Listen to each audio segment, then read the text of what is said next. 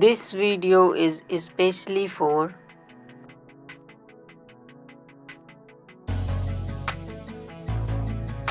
Hi, my name is Ajay और इन दिनों मैं एक वेब सीरीज़ देख रहा था। बट उस वेब सीरीज़ में उनके साथ कुछ अच्छा नहीं हो रहा था। तभी मुझे एक आइडिया आया। मैंने कॉपी उठाया और पेन पकड़ी, फिर 30 मिनट में 30 सेकेंड का स्क्रिप्ट लिख डाला। बट इसमें कुछ कमी था। तभी मैंने लिया हाथ में कॉपी, लेकिन पेंसिल नहीं था।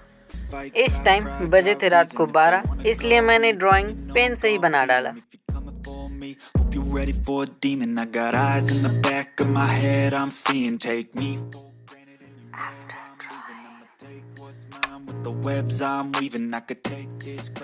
शूटिंग के लिए मैंने उठाया tripod and green screen and most important things my Realme Narzo 20 and shooting के साथ थोड़ा मस्ती।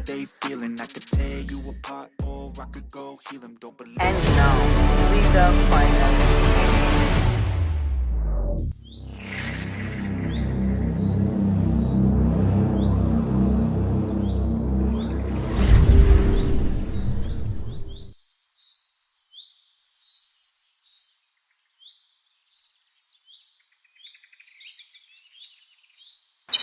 Red 9500.